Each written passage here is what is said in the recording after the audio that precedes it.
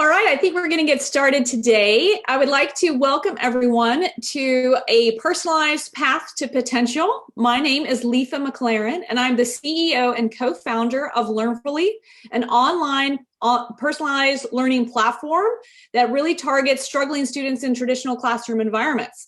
With me here today is Jess Corinne. She is our head of educational services here at Learnfully. She's going to guide us through a 30-minute presentation, as well as we're going to reserve some time at the end for Q&A. We're also going to record the session and send it out because we know people will, this is the lunch hour for a lot of people here on the West Coast, and so I'm sure people will trickle in. But if you notice on your screen, there's a little Q&A button at the bottom of the Zoom window. That's where you can ask some questions along the way. We're going to hold those questions. I'm the only one that can see them, so don't be bashful. And I will hold those questions, and then at the end of the presentation, we'll answer as many as we can. And yeah, let's get started. Over to you, Jess. Thank you, Letha. I am so excited to be here. As Letha mentioned, I am the head of educational services for Learnfully. I started my career as an educator in a K-1 split classroom. I was eager and excited to dive into classroom teaching to apply everything that I learned. And shortly thereafter, I learned that I actually did not have all of the training I needed to reach all of our learners. So at that point, I moved back home to the Bay Area and started my relationship with Linda Mood Bell Learning Processes. I was a clinician for both their Learning Center and their School Services Division. I really enjoyed the consultant role as well because it allowed me to collaborate with both parents and schools alike. I ventured down to Gallup, New Mexico, where I served on the Navajo reservation and taught teachers how to implement the programs with fidelity on both a small and global scale. I moved back to the Bay Area, became a center director, and oversaw multiple centers as a regional manager and executive director. Then I started my own private practice where I was able to consult with several schools in the local area, as well as a pediatrics practice. And I oversaw a cohort of educational specialists, helped mentor and model and pace the students through the programs. So I'm thrilled to be here with Learnfully. I feel like this is the perfect opportunity to highlight the need for our personalized platform. Today, we're going to discuss the challenges that our learners currently face, pandemic and beyond. We're also going to focus on the effective solutions that can be used in and out of the classroom for each learner to reach their potential. And we're going to provide you with a brief overview of Learnfully and the services that we provide.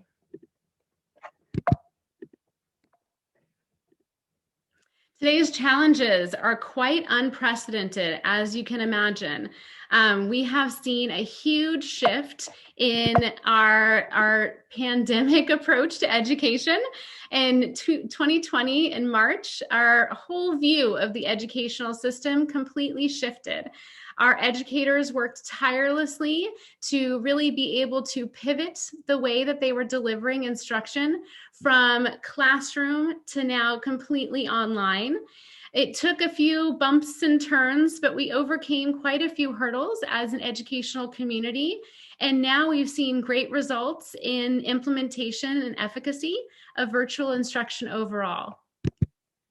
These impacts have now heightened our awareness on how important personalized solutions are for us to access each and every one of our learners in and out of the classroom to maintain engagement and ensure that they're receiving the personalized support that they need and deserve. As you can imagine, quite a few learners struggled with the shift to virtual education. They were accustomed to classroom implementation, and amidst that, they were recommended to receive some tutoring support outside of the classroom, outside of their home. Traditional tutoring models, although they can address learners' needs on the surface level, they don't do a deep dive into the fundamental skills that are required for each and every learner to be able to stand upon a strengthened foundation and then thus apply their skills in a generalized fashion. So these huge shifts that occurred really opened up our eyes into the virtual realm, allowed us to see the effective and efficient practices that could be put in place, and also really highlighted the need for students to receive the individualized, multisensory, evidence-based instruction in order to feel secure inside of the classroom and out. One of the challenges that we face as educators and as parents is the achievement gap. Some may call this the K-12 pipeline. Essentially, what it represents is the disparity we see between potential and performance. Initially, as a child enters the educational world, they are eager and excited to learn. On occasion, we can see some early emerging indicators as soon as kindergarten when they're exposed to specific types of curriculum.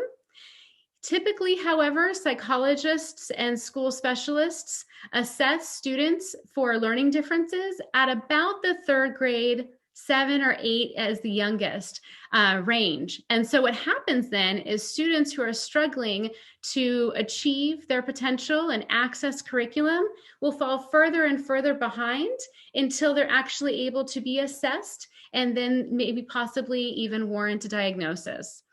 At about 4th grade, our educators no longer teach learners how to read. They expect them to read to learn. So then we start seeing an even greater gap between potential and performance. As you can imagine, there is a social emotional component that's also occurring as the disparity widens. And so the learners are feeling these failure, they're feeling as if they can't succeed. And sometimes that is just as hard to overcome as their learning challenges. So the goal is to catch these learners early so that we can prevent the disparity from becoming even wider than it is early on. Another challenge that our educators and parents face are that there are 7 different learning styles. So there's actually more, and I'll get into that shortly, but it's important to differentiate your implementation to meet each and every one of these learning styles. Quite honestly, how we initially engage a learner is through their interests. And we acknowledge as a classroom teacher and a parent that sometimes it's hard, and I would say not sometimes, but most of the time, it's difficult to tailor your approach to meet each individualized needs when you have a classroom of 20 or more to differentiate to. And so at first glance, we want to ensure that our students are bought into the process, that our learners feel seen and heard, and you can do that by incorporating their interests and then tailoring your approach to one of the 7 different learning styles. What I'll do is I'll walk you through each learning style and give you an example of each. The first one being visual. So visual learners are those who do best by seeing pictures. They see videos, they do best with charts, graphs, images that are provided for them. This doesn't necessarily mean that a visual learner is able to independently generate their own pictures in their mind. They actually rely heavily on pictures that are provided for them. It's as if their brain is a blackboard and they take a picture of that visual provided, and then they can tap into the picture that they saw initially and utilize it as a resource.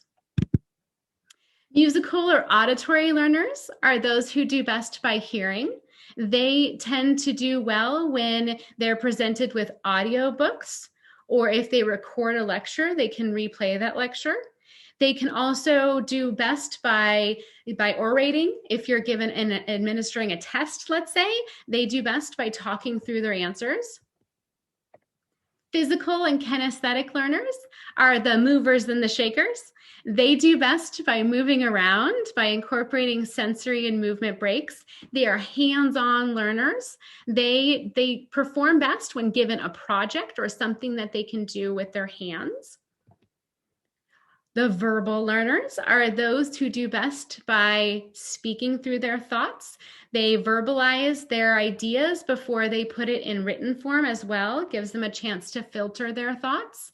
They're also ones who do very well with discussions. So they're participatory, where they might raise their hand, offer suggestions and questions, but they can also take an ownership role by leading a discussion or helping you conduct questions and so forth. Our solitary learners are those who do best by working independent of others. They most traditionally are seated near the back of the room, not as a form of punishment, of course, more so because they work best autonomously. Whereas the contrast would be a social learner. They do best by collaborating with their peers. They work best in small groups, or at least having the chance to chit chat and talk through their answers, just like our verbal learners. Logical and mathematical learners are those who do best by tapping into their static information. So those that are numbers, timelines, charts, and graphs. They tend to think on the concrete level. So sometimes abstract concepts can be very challenging for them. And then there's the combination learning style. This, I think, is quite often the average learner. They combine one or more of these learning styles and integrate them, the parts, to make their whole. And quite honestly, that is something that I think is one of the hardest to address. It is important to note, as an educator and a parent myself, that I fully recognize that learning styles evolve, shift, and change based on maturity, content, interests, subject matter, which presents an extra layer of challenge for educators in addressing all of their students' needs on a personal level, because one student might perform best as a visual learner in one subject matter, whereas the same learner could actually not perform best through visuals and need some auditory input in a different subject matter. I myself was a visual learner at the beginning of my educational trajectory. I would highlight my entire textbook. I would color code my materials. I would have great fun with that, actually. But as I grew, as I evolved, I became much more of a kinesthetic learner. You can tell I'm talking with my hands. I'm very energetic. I even questioned doing this presentation by standing so that I could channel some of that energy through this 45-minute presentation. Now, neuroplasticity is alive and well. You may see this and think, why is that a challenge? Well, let me give you the definition first and foremost. So neuroplasticity is the ability to rewire or retrain the neural pathways in your brain, to streamline those synaptic connections in order for your brain to work efficiently and effectively and really tap into the components that are responsible for each individual function. Why is this a challenge? It's exciting and great news that we can constantly change the way the brain is processing information, but it does require a lot of repetition. And so it is virtually impossible to provide the amount of repetition and consistency to retrain the brain in a traditional setting. Now, as long as we are working on this each and every day, it really lends to intensive instruction, but neuroplasticity is really hard to achieve if you're unable to focus on a specific thing or task each and every day. Here's a great example. So a lot of our learners tend to try to memorize information for an exam or for a report, and that memorization component is really held in the front of your brain, that prefrontal cortex. The amygdala, the hippocampus, the cerebellum holds on to memory tight. And what we do as a learner starting out and not understanding the strategies and the areas of the brain that are responsible for comprehension and conceptualization, we see success in just retaining that information for as long as we can hold on to it and then regurgitating it and moving on. Now, through intensive, repetitive, consistent instruction, you can actually retrain and streamline the areas of the brain that are responsible for language processing skills. Those actually occur in the back left of your brain, the Broca and Wernicke areas. So if you deal with the coping mechanism of memorization and you never receive the explicit instruction to rewire the way the brain is processing that information, then it maintains as a compensatory measure and you never feel like you fully reach your potential. Differentiation. So differentiation is a buzzword. It's a huge topic nowadays. I'm going to start by explaining why it matters and the big picture of it all, and then I'll get into the nitty-gritty about how it becomes a challenge in and out of the classroom. Differentiation, by definition, is tailoring your approach instructionally and beyond, to be honest, in order to maximize a student, a child's output or results. And it matters because it really engages the learner in the process. It helps bolster their feelings of confidence and success, and it allows them to see the highest level of results universally, not just in the classroom, but also at home. So how does differentiation work, right? So that's the tricky part. Is there are principles of differentiation that we always need to keep in mind. I'm going to scan through these, and then of course, if you have questions, please feel free to enter those into the Q&A box. So these principles of differentiation, first and foremost, the environment can play a critical role in a learner's ability to engage and connect with the text. Nowadays in classrooms, for those who are lucky enough to be in a classroom, have flexible seating where you may see wiggle seats, you may see some pillows on the ground, there's some standing desks, different types of chairs. It's really important for learners to feel like they can move around and be mobile in the classroom. So they might also have circuits set up, like a quiet corner for those who need reprieve and to try to block out some of that overstimulation that can occur in a classroom. There might be a fidget corner for us kinesthetic learners who need some handheld way of sustaining attention and maintaining engagement. Quality curriculum, of course, is a principle of differentiation. We want to ensure that we're incorporating research-based and multisensory strategies throughout our implementation and programming. We're constantly assessing our learners informally and formally to ensure that we're meeting their needs. And we also ensure that we're looking at the diversity of our learners. If we teach to the average, we will stay average. And so we want to ensure that we're teaching to those outliers as well. And we're really providing any specific accommodations, modifications that they need to feel like they can achieve their potential. So how can teachers differentiate? Well, they can do so in a multiplicity of ways. One is content. So changing up the content and subject matter and making sure you're presenting it in a way that each learning style can access, which of course presents its challenges. We recognize you have, as educators, a lot going on. You have to juggle so many moving pieces, but the content and process can be individualized or at least grouped based on the learning style and the receptivity of the learner. The productivity is a key one. That is one where you hear oftentimes you can change, edit, modify the way that you're expecting your students to prove their output, their understanding. A good example is a traditional book report. You might ask your students to do a book report and the learners are to either handwrite or type a 5-paragraph essay. That would be the traditional method.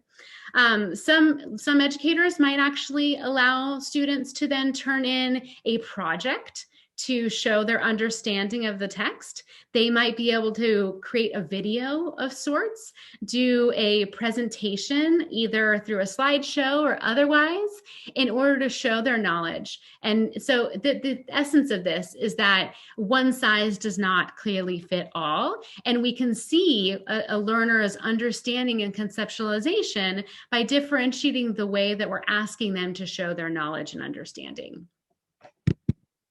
The environment, as we said, is also a key component on how to differentiate. Setting up your classroom for success to ensure that you can meet all of your learners' needs is key. I would also say setting up your environment at home is very important too. Once you're able to recognize the learning style of your child, you can also shift and mold and nurture your environment so that your child's set up for success at home as well as in the classroom. How can teachers differentiate based on students' receptivity? You can see if a child is engaged and connecting with the subject matter, the process, the output, and you can read your audience essentially and ascertain if they're being responsive. Interest base is a huge one. We see oftentimes learners' interests are not taken into account when preparing, let's say, an instructional plan. And so we at Learnfully really pride ourselves on being able to engage our learners, hook them into the process, and allow them to really take pride and ownership in their efforts and their output through their individualized interests. A learning profile is really an umbrella term. A learning profile for a learner is taking into account all of their history and their background, as well as any informal and formal assessments you have administered, and ensuring that we're meeting the learner's needs by differentiating not just the content, but ensuring that we're taking all of that other information into account when designing the curriculum and the implementation thereof.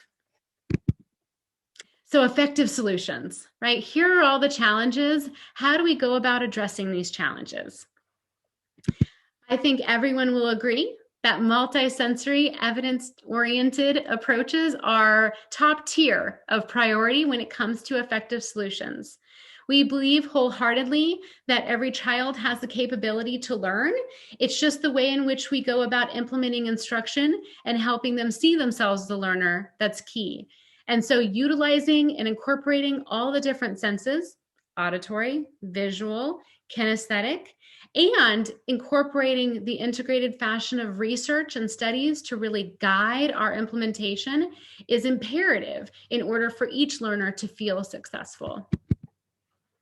We utilize strengths and incorporate as much of the interests as we can to establish a strong rapport with our students. That connectivity leads to the highest level of results. So if we can bolster those strengths, help our learners see themselves as learners, and then thus, of course, sprinkle in their interests, we can maintain engagement and expedite progress. Any curriculum and programming needs to be adaptable and flexible. We like to say that we're responding to the student's response. So if we see that one technique or strategy is not exactly meeting their needs and moving the needle, then of course we want to flex that strategy and come up with a creative solution that will meet their needs. Instruction, as hard as it is to do in a classroom of 20 or so children, has to be personalized. It needs to be individualized and differentiated in order for each learner to really have a strengthened foundation to stand upon when it comes time to perform with those application skills. As we discussed with neuroplasticity, it needs to be repetitive and consistent. Repetition is key when it comes to retraining the brain and re-streamlining those pathways to ensure that your processing skills are as efficient as possible. Sequential programming is also very important. It's really difficult for a learner to stand upon a weak foundation. So we call it successive approximations or baby steps. Small steps to big goals is important to keep in mind. Each time a learner sees themselves succeed, they're much more willing to take a risk, lean in, have that bravado as they try something new. And that growth mindset allows them to move up the ladder and secure their foundation. So when it comes time to generalize their skills in and out of the classroom, they feel secure, but they also have a secure foundation to stand upon. We're going to go over 2 learner profiles. I'm really excited to share these with you. The first one is Emma. She's a 4th grader. She's a voracious reader. She absolutely engulfs books. She's one who will sneak her flashlight under the covers and read until she falls asleep every night. She read the Harry Potter series in 2 weeks flat and continues to digest that series over and over again. She has a vivid imagination, dynamic and creative. She can tell a story with colorful details, but yet she absolutely dislikes the act of reading. So what happens, writing, sorry. So what happens is when she's faced with a written task where she has to either complete, any kind of short answer or essay, she has a complete meltdown. She will elope, avoid, and even lie about her homework if it has anything to do with writing. Why might that be?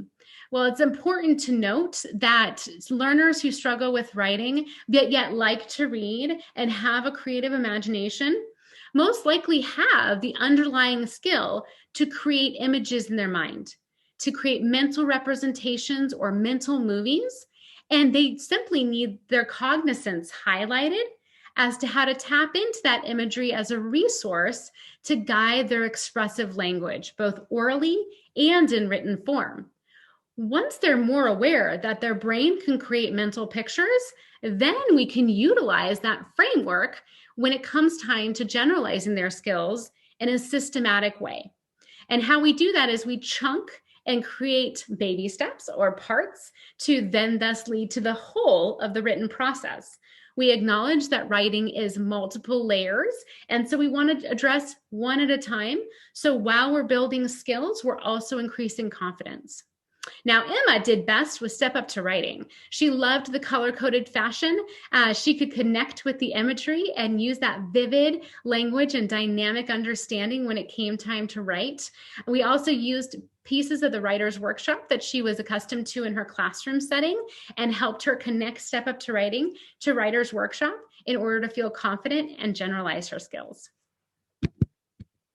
This is Ben. He is our social learner. He struggles to maintain engagement in class because he's moving around quite often. He's one who likes to stand up while he's learning, move around and grab a cup of water or use the restroom. He might even chit chat on the side with his friends while the teacher is giving instructions. And, quite honestly, his parents have heard this feedback over and over and over again. Every parent-teacher conference, they receive the same feedback that the teacher needs to redirect him often, that he is unable to sit still for long periods of time.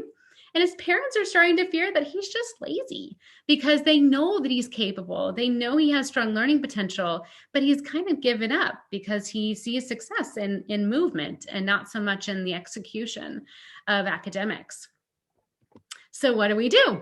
Executive functioning coaching is highly effective. And for those of you who are unsure of what that means, executive functioning is really the CEO or the conductor of the brain. It's held in your prefrontal cortex, and it's responsible for tasks such as time management, organizational skills, planning and prioritization, and self-regulation, emotional control, as well as attention and working memory. And so oftentimes, if executive functioning is really difficult, it's hard to move throughout the day without explicit systematic strategies in order to do so. What we see is we use some social thinking curriculum. The zones of self-regulation is quite popular. It really allows students to discover their strengths. It allows them to explore self-regulatory tools such as movement. And then once they do a deep dive into metacognition, learning how they learn, they feel much more empowered and much more receptive to strategies presented to help them really focus their time and energy and be able to attend for longer periods of time. The ultimate mission for all of us educators and parents is really to embrace neurodiversity. We understand that learning is a personal process, that it needs to be individualized because of this. We also acknowledge that neurodiversity, without it, what would our world be? We always want to make sure we're addressing the needs of all of our learners, not just those on the average trajectory. And by researching, by reviewing evidence-based strategies, we're able to deliver and implement instruction with precision and fidelity. In doing so, we're actually able to put our learners on a positive path towards success. Their eyes widen, you see that aha moment, and they're able to exert a little more effort and see themselves succeed one step at a time. So why Learnfully? I'm going to provide you with a brief overview, and of course I can answer questions as they arise. Learnfully is a personalized learning platform.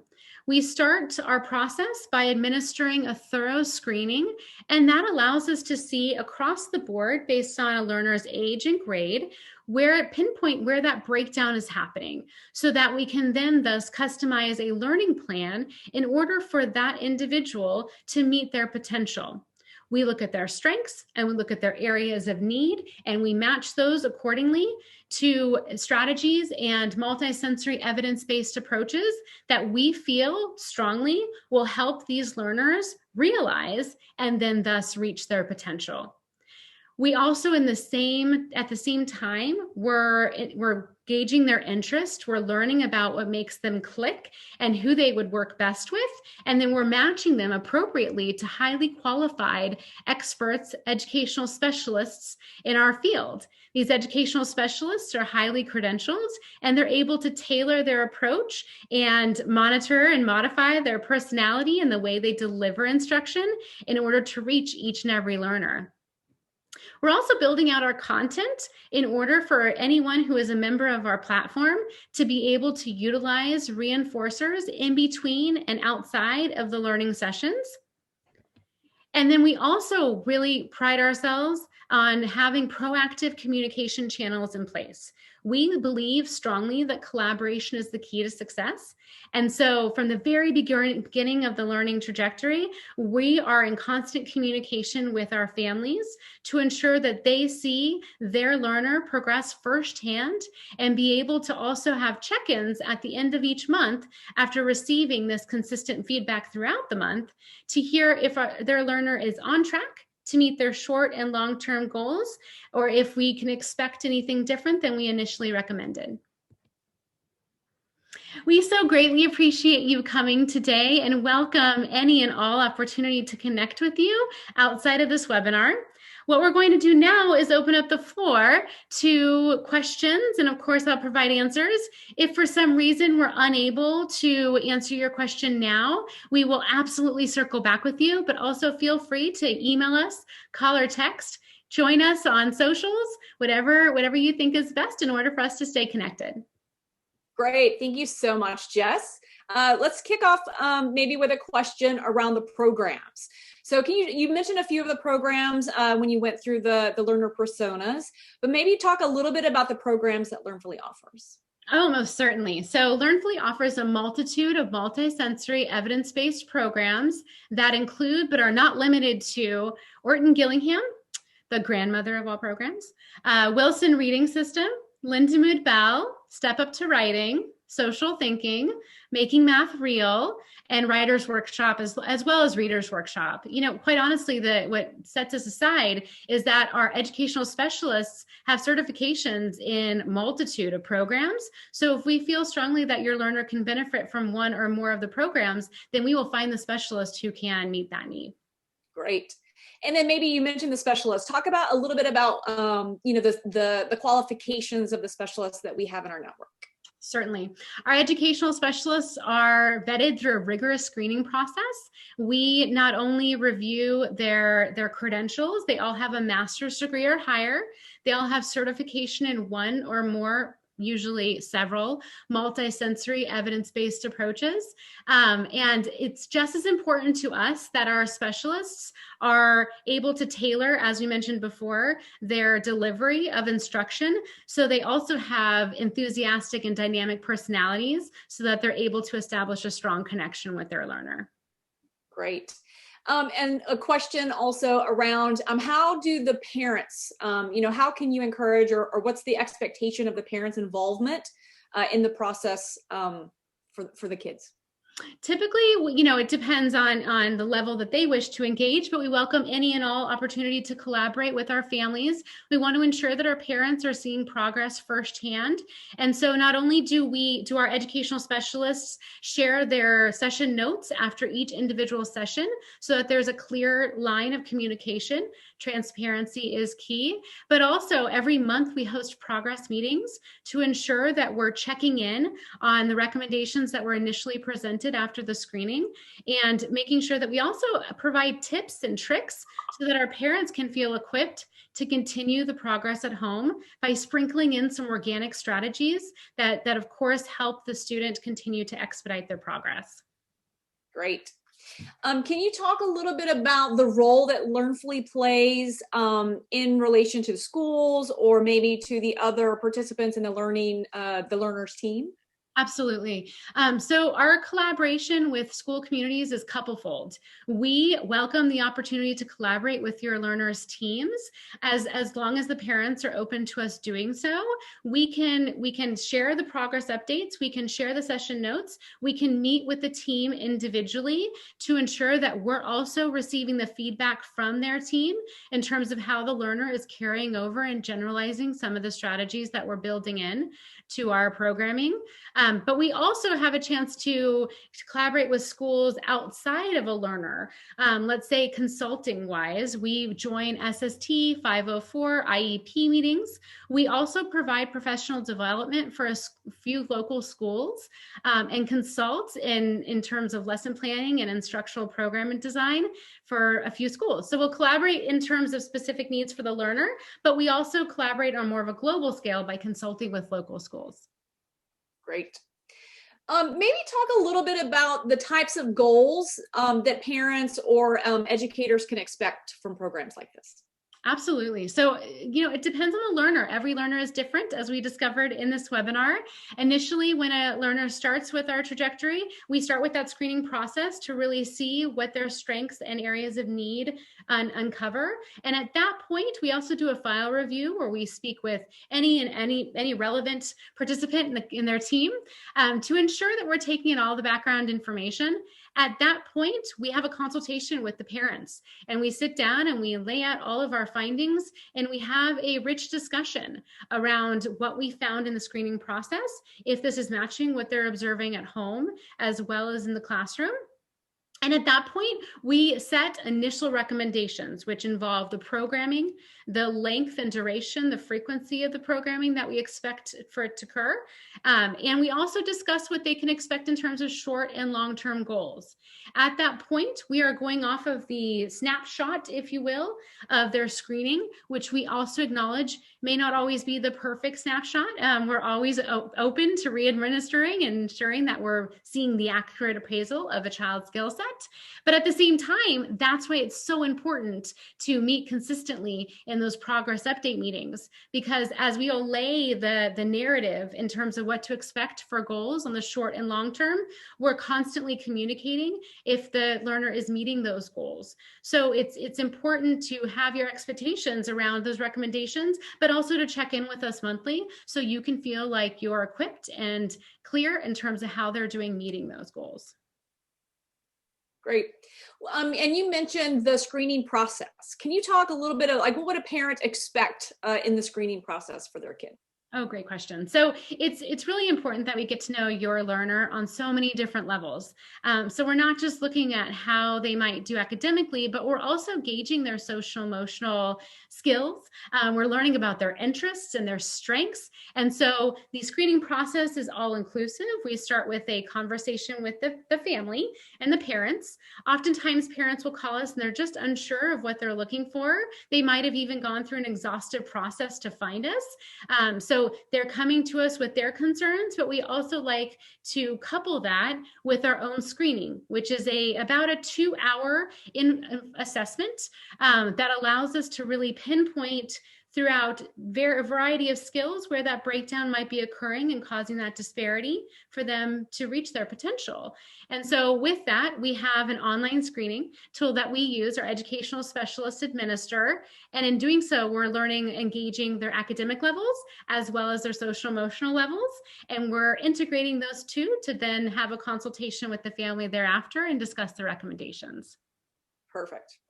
Perfect. Maybe last question, and I think we get this kind of asked quite a bit. What would be the difference? What would you say is the difference between Learnfully and other tutoring services available online? We do get that question often.